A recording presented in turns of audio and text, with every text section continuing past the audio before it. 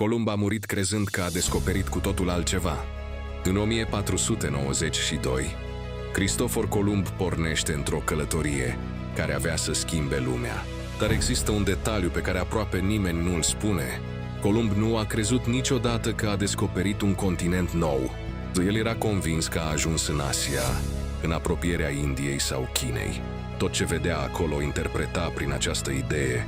De aceea, oamenii pe care i-a întâlnit au fost numiți indieni, o confuzie care a rămas în istorie până astăzi. Dar partea cea mai ciudată este alta.